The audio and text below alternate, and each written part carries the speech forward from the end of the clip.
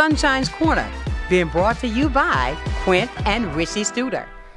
Well, good morning, everybody. I tell you, you stepped into the hottest spot in town, and it's hot today, right here at Sunshine's Corner. And I am your host, and of course, we're going to do just as I say every single day. We get to talk about those difficult conversations. You know what? And you can feel safe doing it right here because it is utterly important that we do. This is your information network, and of course, we are going to keep you entertained, informed, and have you smiling the whole time. And today, I do have the honor to have with me our chairperson for the Democratic Party, Derrick Scott. And Derrick, let me tell you something. Yes, I have been waiting on this moment because, I mean, you know, things are as they are, we as a people know what we got to do. You know what I'm saying? And I thank you for getting up early to come in with me. Thank you for having me. I mean, thank you. No, as Gomer Powell say, thank you. And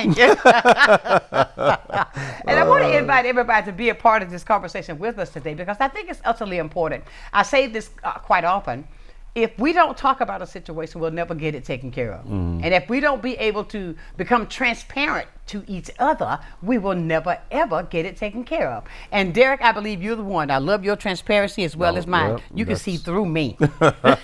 Yeah. I mean, it's been what, 9 days? Yeah, 9 days, right? And, right, and it's... Here's where we are. But, you know, I will say this. I sum it up like this, you know, and the best analogy I can use is...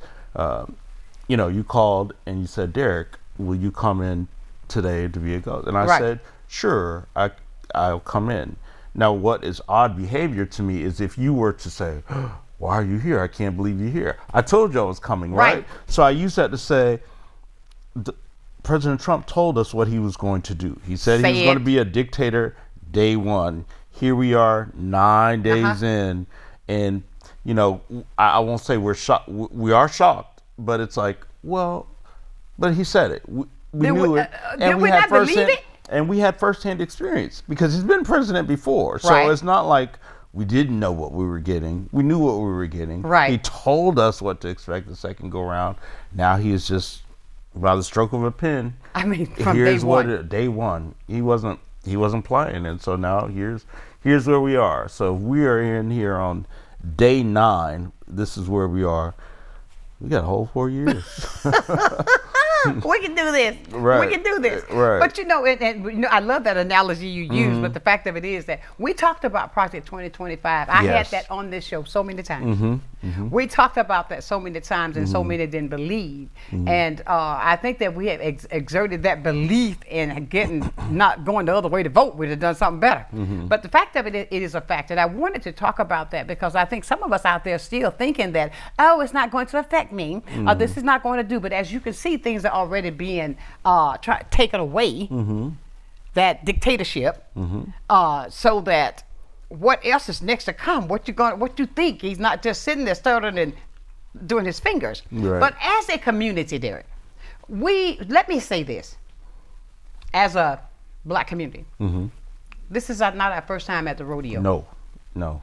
We've had 400 years of practice. We've had all these years to practice. This is not our first time at this rodeo. So therefore, what we got to do is pull up on our bootstraps. Get ready to fight. Get ready to fight. Yeah. And you know, and I hate to start it off right here, but I will say even Northwest Florida, you know, we are privileged enough in itself to have, you know, here's where we're at. We saw the results of the election. And we saw that across the board. You know, the way I look at it, America, to me, America spoke. And America said, we don't want anybody black. We don't want anybody who is a woman. We don't want any of those things. I mean, it was overwhelmingly. Exactly. You know, it was loud, in your face. Here's where we are. Exactly. You know, so I think that should say something. Now here, we saw that the House and the Senate both went directly for on the Republican side. We are uniquely poised here in Northwest Florida to have a second bite at the apple. And I say that to say is we have a special election. Yes, we do. We just saw the results of the Republican primary. They had 10 candidates vying to be the next the Republican nominee to replace the vacant seat that was vacated by Matt Gaetz, right? We saw 10 people. All Donald Trump said is, I want him, Jimmy Petronas. That's what he said. That's right. And all those 10 people still ran their race, but what happened? Jimmy Petronas became That's right. the Republican nominee for that seat. So, if we, and I'll say this, if we can do what we should do as a community, and when I say community, I'm talking black, I am talking white, red, yellow, black, white, or brown, all of them. I'm talking Asian, right? I'm talking whatever you want to identify as, right? If we can do what we need to do this April, we, along with those members who are in Congressional District 6, which is like Daytona, who is also in a similar situation, we're one of 2 places in the country that have a unique opportunity to do something to regain control of the House. Exactly. But we have to come out and vote. Right. We saw this primary, they had Republicans cast about 50,000 votes across Congressional District 1, which makes up Escambia, Santa Rosa, Okaloosa, and Walton County. That's, what is that, west of Highway 331. So, right. Exit 85 on the interstate, right? So, there are about 350,000 Republicans in that congressional district, and only 50,000 people came out, right? I feel like they said something. It does. That speaks volumes. It does. What they said is, we're good. We got Donald Trump. Yep.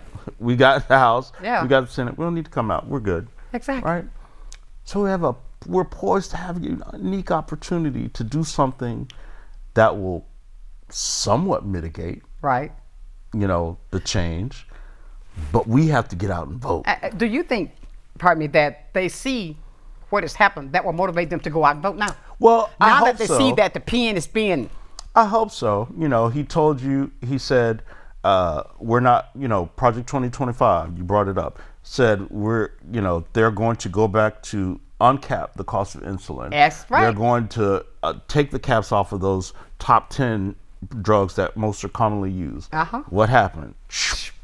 And insulin is uncapped. Yes. We have a large community, especially communities of color, that suffer from diabetes. They did well with that insulin cap. Yeah. They don't have that anymore, right? We see we have a large community that is enrolled in Medicaid. But of course, he cut Medicaid funding. And these are the things that we have to, and they don't just impact, we talk about communities of color, they impact us, but these impact everybody. Now that's where I was going. They transcend black, they transcend white, they transcend any black, blue, purple, green, yellow. They impact everybody. So what we see is people are realizing the result of what they did when they tried to vote, use their vote, weaponize their vote against communities of color. Right. When they weaponize their vote against the LGBTQ. Yep. When they weaponize their votes against brown people. It is, you're seeing the results. So it was like, oh, I'm going to vote this way to hurt you because I don't want you to succeed. And then they're like, well, wait a minute. I'm in that category impacted too. now. Hold on, wait a minute. So it's like, well, we tried to tell you, but exactly. Here's but I where think you are. even now with the other communities, they've got to realize, they've got to be able to see now, even on these first, not 2 weeks, the fact of it is, it's not just going to affect who you thought it was. He may have painted that picture that it's not going to affect you, but come on, there are certain things he cannot do. Right. If you strike that pen that way, I can't say just go get this. Right. It's going to affect all that's in that parameter. And do you think that he's going to set you apart? Right. No, you don't have any money. There's no exclusion. There's no exclusions in those. And exactly. I think the first thing we have to realize that executive orders are not necessarily law in and of itself when they first come in, right? So we have to realize that. But in this administration, the executive order is considered law because, we saw him send federal workers. Oh, God, they went right back into work. I know quite a few people that work who telecommuted or did work from home, who worked Social Security, whatever the case may be, immediately back to work. Isn't that something? It's like, wow, that's impacting a lot of folks, Most right? certainly. And it's not like, for some reason they propagated this myth that these people are just sitting home watching Tubi or watching Netflix, not doing their jobs. These people work, you know, they just needed to have an alternate or, you know, a different type of working structure. Right. Which is prevalent nowadays, but he said, no, you got to go back, right? Goodness. And this he did what he said he was going to do. He said he did. He's doing what he said he was going to do. So we can't be surprised. You know, I understand. I haven't been able to verify because I haven't seen the video, but everybody's talking about the raids. I understand there was a migrant raid right here in Pensacola, Florida. It's captured on Facebook. Every time I get ready to find the video, I can't find it. Right. But everybody's talking about the raid that occurred here in this very city. So it's happening. You know, they're putting people up, rounding people up, and putting them on planes. But again, he told you what to expect he was going to do. I think people are now realizing, and it's not, I think the shock is not necessarily that of what he's doing. I think the shock is that people didn't expect them to be included in all of this, right? I say, did you think it would separate you? Right. It's not at all. We're having a great conversation today. I think that we should talk about this here at Sunshine's Corner. We're talking about what's being done, what's being taken away, even with the affirmative action. I mean, all of this, even now talking about the holidays, even talking about now with Dr. King, even with John Kennedy.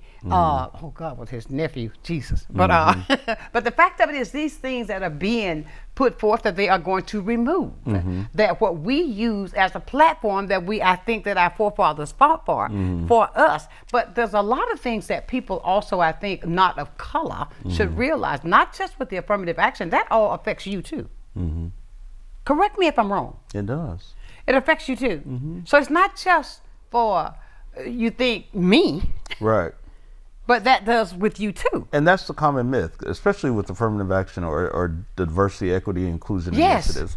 You have to understand that the number one benefactor of affirmative action and diversity, equity, and inclusion initiatives were not people of color. Right. They were white women. Exactly. So again, you're voting against your own self-interest. Like you wanted to remove these, but you're more adversely affected than I am. Exactly. You know, so because you were the primary benefactor of these But wasn't programs. that the myth that tried to put it in there? Well, they did well with it, to say with Vice President Harris, as far as with DEI. That was put there to make you think that, but when it's not that just toward her.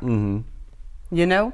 But the fact of it is, ladies and gentlemen, be a part of this conversation. I believe that if we don't talk about a situation, we never get out of it. If you put your ideas with mine, and you hear me say this every day, and we've got to be that strength that we need as a community to fight together, to stand up for what's right. Because if we just accept, we're never getting anywhere.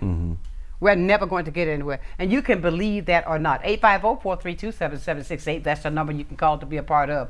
We have Mr. Derrick Scott here with us today. I'm so happy that you came in.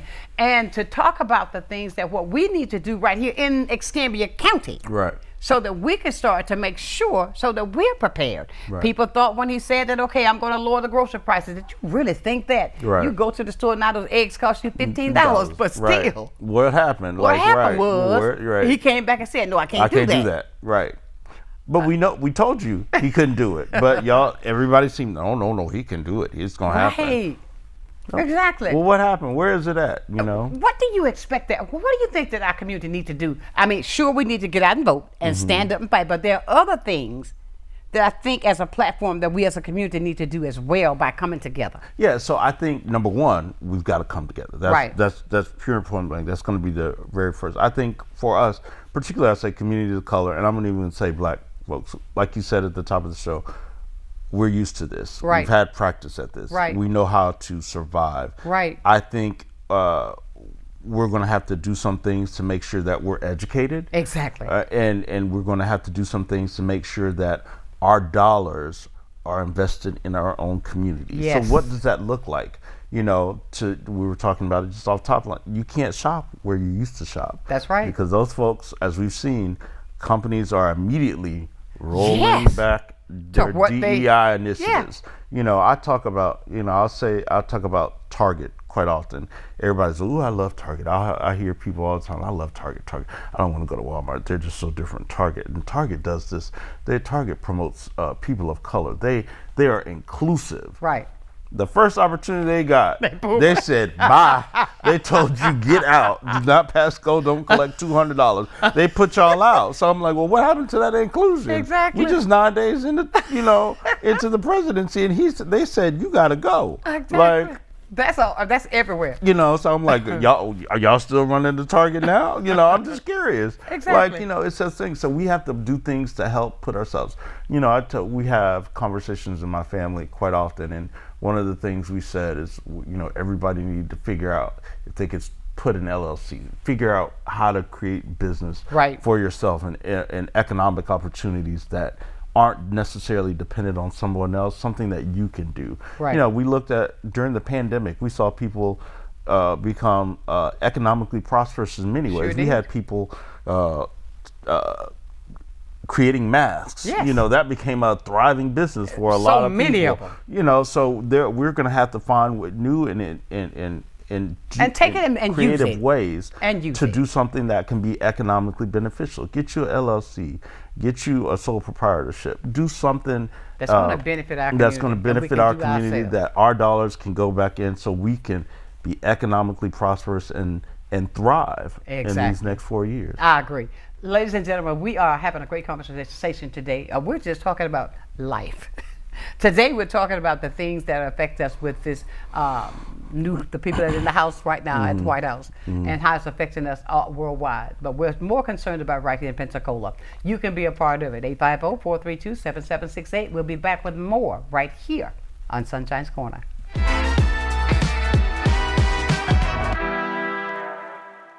Good day, Pensacola. Welcome to a new segment on health and wellness sponsored by Baptist Healthcare in partnership with Sunshine's Corner. Every first Wednesday of the month during Sunshine's telecast, we're going to be bringing you information about health and wellness and ways to make sure we're improving the quality of your health care here in Pensacola. After all, we want to ensure that you're going to the right place at the right time and for the right reason, and that you don't feel alone. Can't wait to see you. Do you have a house that you want to turn into cash? I'm Mike with Mullet Man Buys Houses from Pensacola, Florida. Maybe you inherited a house, are facing foreclosure, have tenant issues, or the house is in general disrepair. I buy houses cash, in as-is condition, and close in as little as 3 weeks. I can provide you a competitive offer the same day I walk through your house. With Mullet Man Buys Houses, you can find the easy solution to put cash in your hand as quickly as possible. Many who consider facial plastic surgery are concerned their results will look unnatural. But with over 20 years of serving the Pensacola community, his thousands of satisfied patients have made Dr. Derrick Jones a trusted reconstructive and facial plastic surgeon known for industry-leading results that look natural. Call 850-484-FACE to schedule a consultation at one of our locations in Pensacola and Gulf Breeze. I'm Dr. Derrick Jones. Trust your face to a facial plastic surgeon. At Pensacola Habitat for Humanity, we believe every child should have a safe place to grow. That's why we work with you and the community to build not just a house, but a home. She worked very hard to get this house.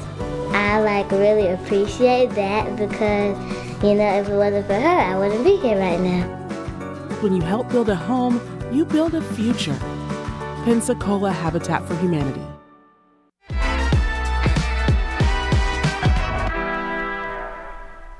Welcome back to the Thursday edition of Sunshine's Corner. We're talking with the chairman of the Democratic Party, Mr. Derrick Scott, and we're so glad to have you in with us today. We are talking about things that we need to prepare for as a community. You hear people, I've been following Al Sharpton. He is a strong leader in my book. He's like a bubble. He'll say what's on his mind. You hear me? And I think the things that I'm just listening to him, how he's encouraging. That's what we've got to do as a community. And I'm not just talking here. I'm talking about worldwide as a community to be what we need to do to survive doing what's happening to us as we see it today. And I agree with him on so many things that he talks about, because it's just facts. It's like, that's where I get the narrative. We've been there before. Been there, done that, got the t-shirt. But the fact of it is, I don't know about you, but I knew that there would be changes. I didn't think they would happen as quickly. Now, I did not think it was going to happen the day of. You understand what I'm saying? Prove me wrong. But it did. And I want to encourage the community, don't just sit there and get laxed. Because there's more to come that they're trying to do. And it's going to affect us as a whole. And this is where I believe, let's go back. When you think about, we were just celebrating with Dr. King, and we're entering into February, which is Black History Month. The fact of it is, if you think about it, if you don't know your history that's being trying to be taken away from us, you need to know your history so you can understand where you go in the fight that will teach you how to be more of a together fighter to survive such a time as it is. When I look at, and it always causes me when I hear Dr. King and the fact that we couldn't do the parade this year because of the weather. And so they say, yes. Couldn't do the parade, but it was like, whoa, that was, and the things that he stood for, the things that he died for. And I'm sure people have heard that, Derrick, for the last 50 years. But the strength behind it, now I think the power of it is what our community need to take heed to and take up that staff and do the same thing. Fight. Absolutely. Like, this is the time to become engaged. This is the time to understand what is truly happening. Like, you know, and I think there are organizations that are coming together to kind of aid and explaining to people. Because I'll tell you this, like, I'll use, for example, like, we got a lot of phone calls in the office, at our office, after on November 6th and beyond, like, asking people, well, what's the legal way to change votes? How do you change it? Or what's a tariff? You know, those are questions, you know, that you should have asked prior to November 5th, right? You know, like, you not understanding what a tariff is something you should have known right before then.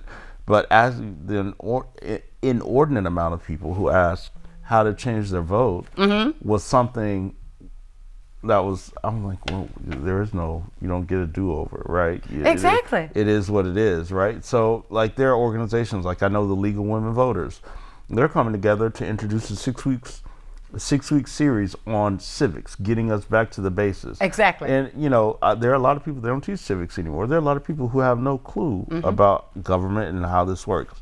I encourage people to go to city council meetings. Yes. I encourage people to go to county commission meetings. These are the things that you need to become engaged and understanding, because they are the direct results of the impact that's happening. The stroke of the pens affect you here locally. Absolutely. You know, and if you don't know how, you know, we can watch. Like, I use, you know, and it's just the level of as we call it, play in your face is crazy to me, right?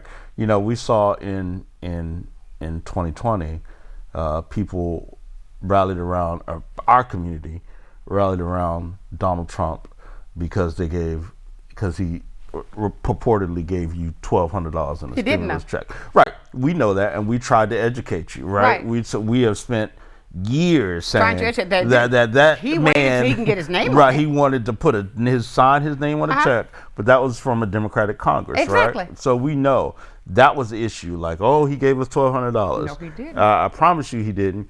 And if you're waiting for $1,200, don't hold your breath. Don't hold your breath. You're not getting it now, right? This term, I think the new stimulus check is TikTok. You know, TikTok went away. And then all of a sudden, when you bring it back up, it says, thank you to Donald Trump for all this. But he was the one who said, but he was the one to have it taken away. He, along with the Republican Congress, said, oh no, this is detrimental. Exactly. No. But then he realized, oh wait, I can use this to my advantage. Oh no, don't take it away. Don't take it away. You know, we got a phone call, man. I mean, somebody want to talk to you this morning. Good morning. Good morning. Hello. Hello. Yes, can you hear me now? Yes, I can. Yes, good morning.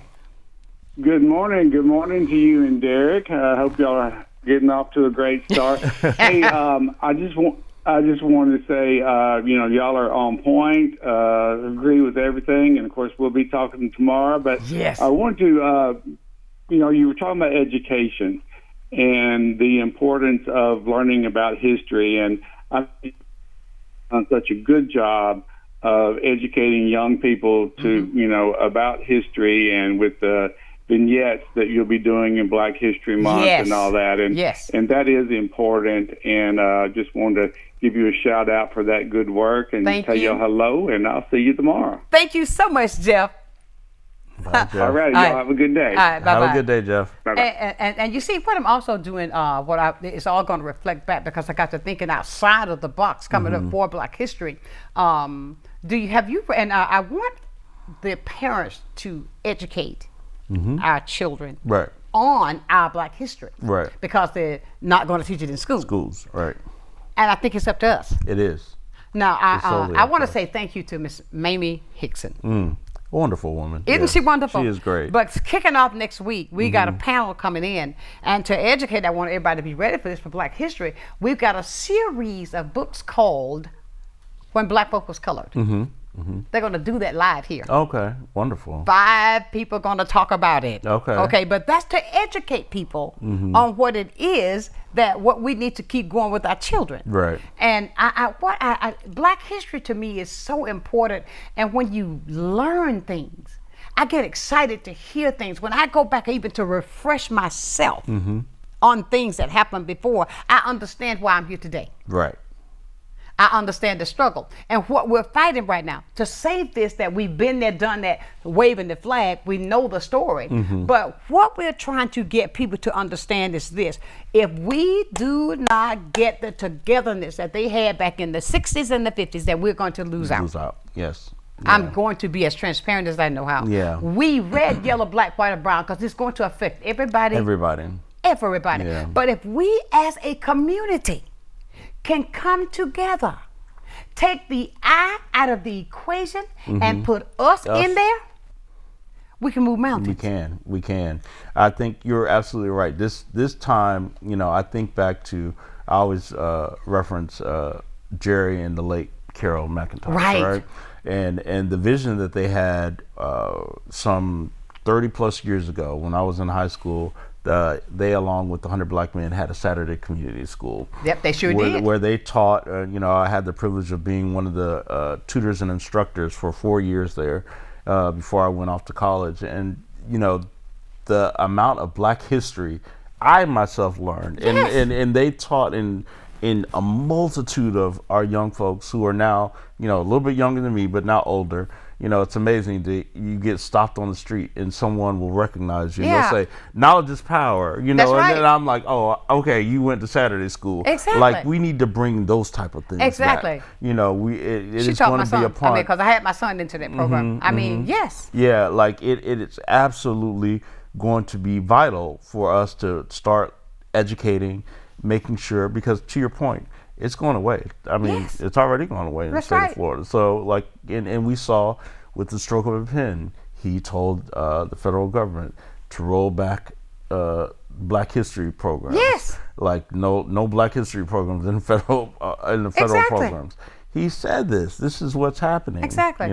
But if we don't fight for our history, then you don't love yourself. Right. You got to know how to love you in order to do that. And I say that with a strong. I said, if you don't fight for it, don't just keep repeating what you hear somebody else say. Right. Learn this thing so it become a part of you. Right. You hear what I'm saying? Know your Learn value. this so that it will become a part of you. And I want to say this too, because I keep hearing this just going through my head. And we as Black people, and I'm talking to the churches now. We as Black people have always depended upon the church to be our viable strength. And yet and still we do that today. We run to the church. But I want to say even for the churches, let's not separate. I don't care if you got 2 members. I may have 50. Let's put those 52 together. Do you understand what I'm saying? I want the churches, I want the pastors to come on. Let's stop this thing of going from one way to the other. Come on now, let's go back to what it used to be. That was our safe haven, should be our safe haven, is our safe haven. It's not about how many members you have, it's about how many people that you're going to reach to educate them so that we as a community can save through this trial, I feel from God, that we're going through now. Right. Correct me, Derrick, if I'm wrong. No, you're right. And what I want, since we're on churches, what I want them to do is get more involved politically.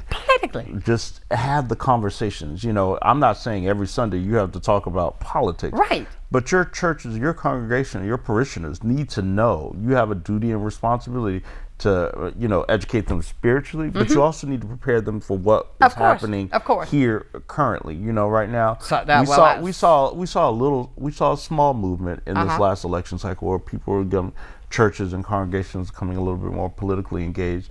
But the number one roadblock that I heard that out in talking with pastors or leaders of congregations, various churches, are like, can't do it. I'm concerned about my tax exempt status. While that's great, I tell you who's not concerned about it. Thank you. Those other churches. That's right. I tell you, all the Baptists ain't concerned about it because they talk about it every Sunday. Every Sunday. I tell you, Marcus Point Baptists ain't talk about it because they talk about it. So we need to stop being afraid to say it and let's talk about it. Do it. We used to do it. When we talk about it, let's go back to how in earlier times in the 60s, 70s. When politicians used to come, the church served. That's right. They used to come. The politicians, white politicians, used to come to the pastors and meet with the pastors and talk about their platforms and what they were going to do. Those same pastors would then, in turn, go back and educate their congregations and talk about it. That's how we get to politicians coming to churches now. We've gotten away from that. Now, I'm not suggesting that politicians need to come to church because, although they do, but I want to see them consistently. Exactly. I don't want to see them during the election cycle. I got you. Let's see. Somebody else got a call for us. Good morning. Good morning, Sonshine. Good morning, Derrick. How y'all doing? Good. Wonderful. How are you? I'm so happy that Derrick, you was able to come out and talk about this. Me and Sonshine been talking about it. I was like, you got to get Derrick back on this show so we can get some clarity on some things that's going on. And Derrick, I want to ask you, can you speak a little bit about, I feel like Trump had committed a crime when he sent those people out to go and fire all those inspector generals across the wherever they was all at. It was like 17 of them. Yeah. And don't he supposed to give Congress like a 17-day notice before doing something like that? You are 100% correct. Yeah, what he's doing is unconstitutional, and it's outside of his position of authority, right? You're president. That doesn't give you carte blanche to do what you want to do. Right. And it was a violation. It is, absolutely. But again, the way this administration is moving, whatever he says goes. And there's seemingly no check and balance. Or if there is a check and balance, it always checks in his favor, because let's think about it. He's the president. He has a Republican House, a Republican Senate, and an overwhelmingly conservative Supreme Court. Right. So there's no balance of power, right? There's no separation or no balance. There's no check and balance. So he has carte blanche to do it. So yeah, you are correct. It was an abuse of power. It's a misuse of power. But here's where we are. Who's checking him? You know? Nobody. Not a soul. I mean, did that answer your question? Yes, it did. I tell you, we just got to come together. We got to do that thing called "We Got the Power." Right. Right. Yes, we do. Exactly. Right. Thank you, love. We'll talk later. Thanks. Thank you. All righty. Everybody, we're having a great conversation today. If you've got something that you're not sure of, call us up and be a part of this conversation. This is one thing I want us to stop saying. I've run into so many people, Derrick.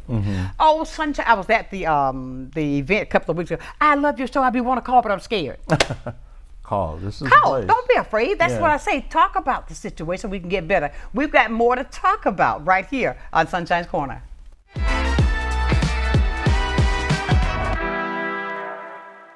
You finally found the perfect car in racing blue. You even got them to throw in the LED fog lights for free.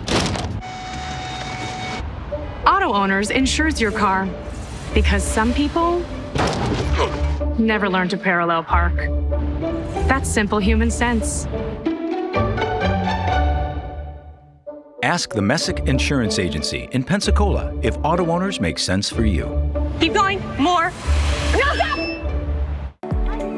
There are many reasons someone may need in-home care, whether it may be respite care, them recovering from surgery, or having a chronic condition. Having someone dedicated and reliable is imperative. Supplemental Support Care Services was created to provide to those who are in need with quality care that they deserve in the home. Taking it a step further, our main goal is to ensure that Supplemental Support Care Services is where the love and care is top priority. This is Charlie with RWB Spas in Pensacola. This is my #1 seller. It's the Bellagio Boo, which is aluminum frames and aluminum panels.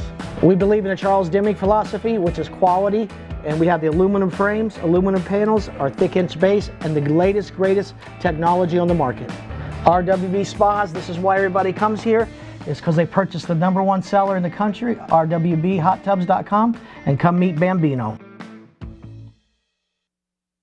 Early in life, Tony found a love for craftsmanship through building furniture. Growing up in cabinet shops, he was drawn towards custom cabinetry, designing, and creating new and functional spaces, and to be able to share that passion with his clients, helping them turn their ideas into something special, making sure you get more for your investment. Every kitchen and bath starts with your unique vision. I just bring it to life. Master-built cabinets, beautifully handcrafted and customer designed.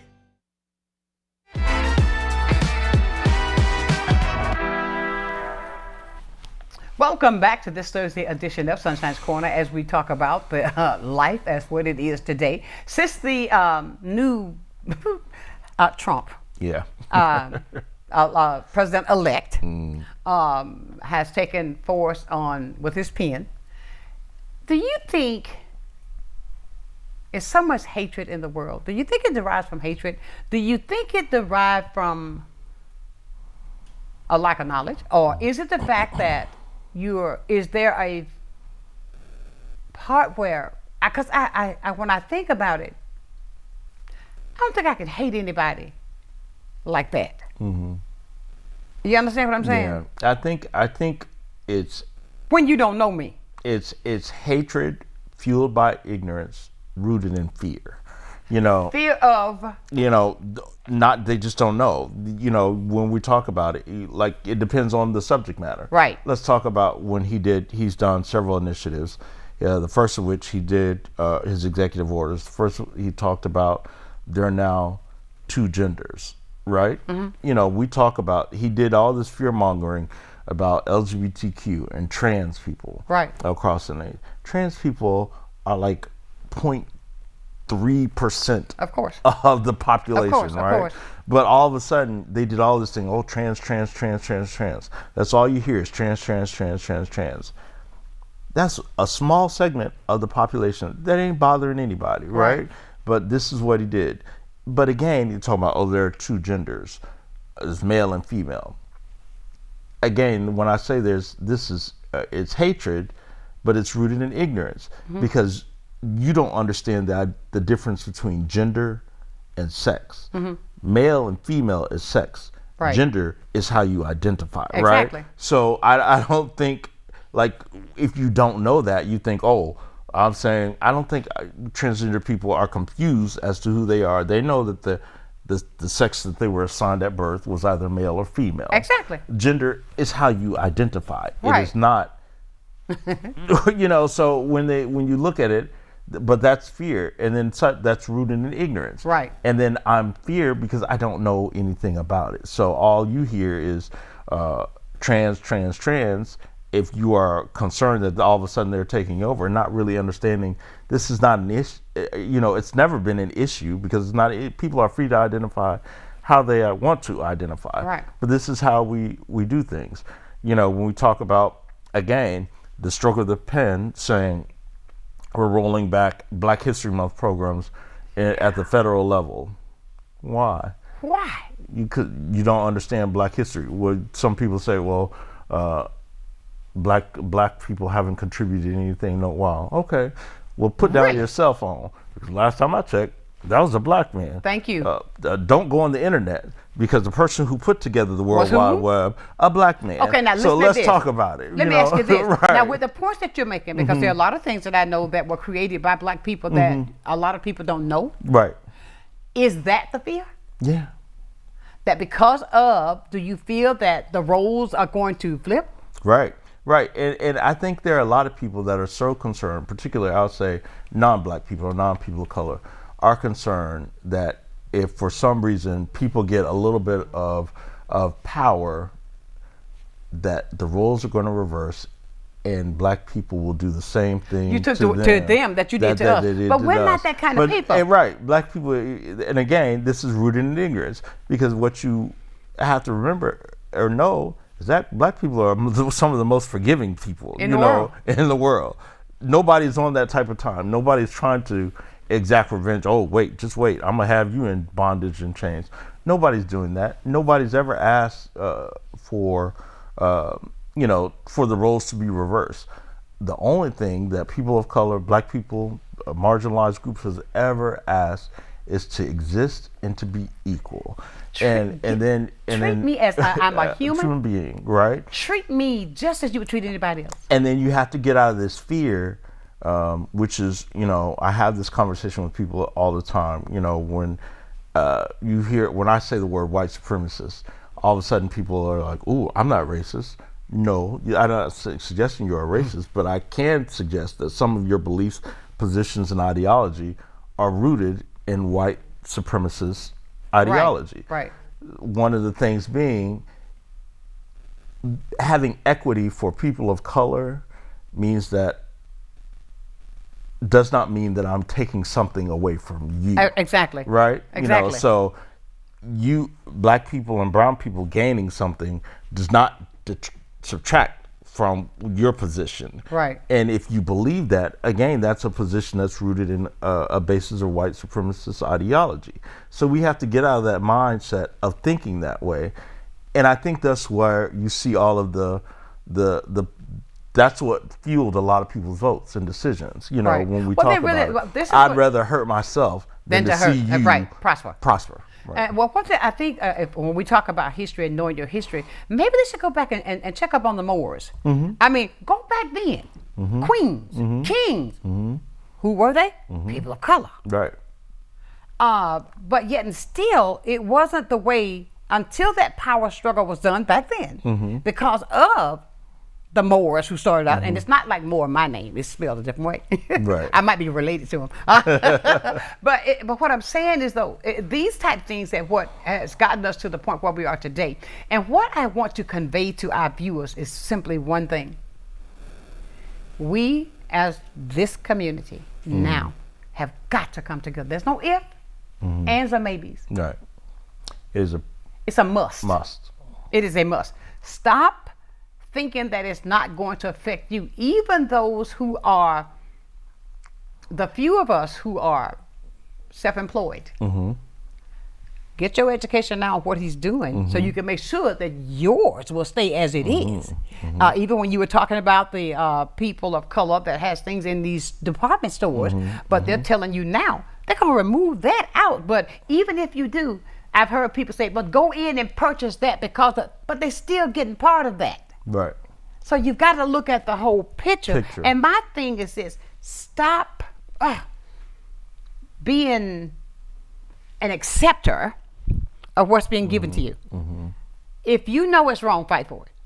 If you know that you should not be done this way, don't just accept what's being given to you. Use those tactics that we have as a community to make change, so that you won't have to say this. And I know how it is when you fear certain things. When you've gotten to this certain point, you say, "Oh well, if I do that, I might lose this, or if I lose this." But if we come together as a community, you wouldn't have that fear, because of the fact when you put all of our resources together, I can't do this strong enough. I mean, you can't break that when you got it all together. Right. And I just realized that we need to do that as a community, because this man is showing us where his heart is. He's got the people in there, even with the Kennedy who does not know anything about medicine. You're going to put him over that. Right. When they said what he said about Dr. Fauci, Okay, come on. That broke my heart. Dr. Fauci was the one who saved us with COVID. Mm-hmm. And I say that to say this, that if we don't go out and start doing something that's going to make a difference, then we're just being that person going to accept and let me fight the fight, but I'm going to reap the benefits. Right. Come on, people. Right. Come on. I'm not telling you to take God out of the equation. No, keep God in the front of it. Mm-hmm. But use what he has given us, the knowledge that we have. He's given us tools, right. To use it, exactly. to not just accept. I mean, I get emotional when I talk about this because of the fact that I know you experience it as well as I. Mm-hmm. And there are people that say, oh, no, I'm not that way. Mm-hmm. I'm watching your actions, honey. Right. I'm not listening to what you're saying. I'm watching what you're doing. Right. And your actions are not matching up with what you're saying to me. Right.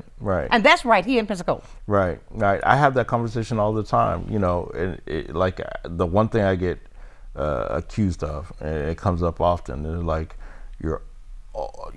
like when I say things, I speak in a matter-of-fact tone, right? You know, and I say things, here's my position, here's what I think it is, and then there are oftentimes people who are like, you're attacking me. No, I'm not attacking you. You know, I'm just telling you, here's where we are, this is what it is, and what, you know, it's an observation.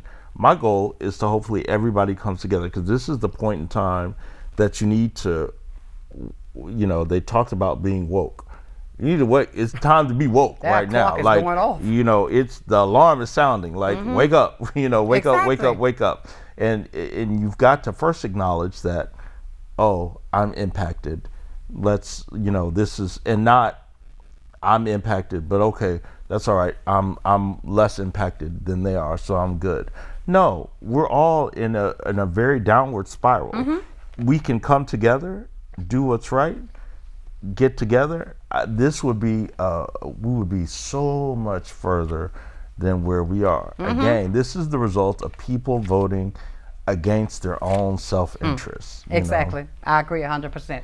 We're having a wonderful conversation today, and I tell you, I would encourage you to be a part of it. 850-432-7768. You can call or text. I know sometimes I get some texts you wouldn't believe. The name calling. Ooh, you wouldn't believe. But look, please, if you feel it, say it to me right here on Sonshine's Corner.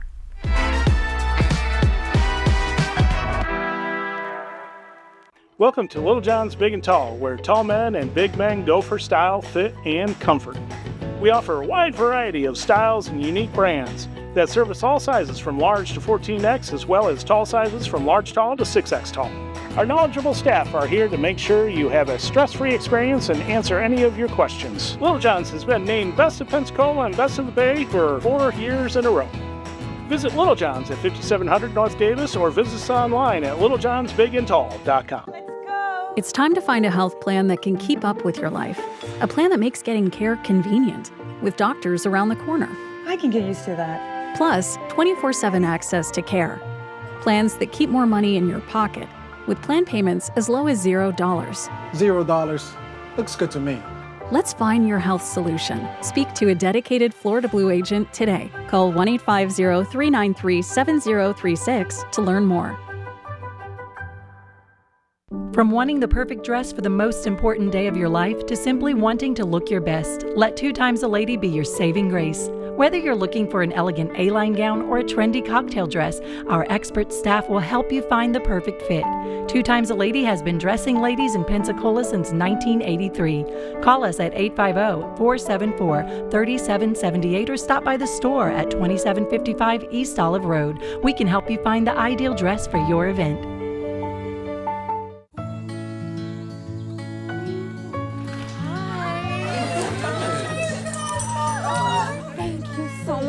Fostering a pet for a friend or neighbor can keep families together. Learn more at petsandpeopletogether.org. Well, I think it's all about local, and I'm a big believer in local. So I think anytime you can carry a message out locally, it's important. And I think it's anytime the person that delivers the service can also deliver the message, which is unusual. You have the people that actually deliver the project doing the talking, and I think that's a huge difference, and really makes a huge value difference for the consumer. So I'm really just so grateful that we have this local opportunity with Blab TV. My name is Quint Studer, and I am Blab TV.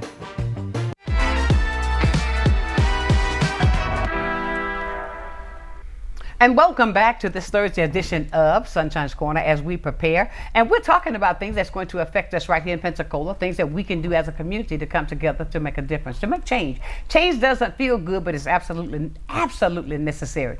And I think somebody else want to talk to us again, Derrick. We're going to find out. I appreciate the calls. Good morning.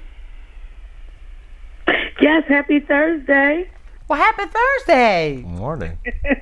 I just wanted to say thank you to you both for continuing to educate the people.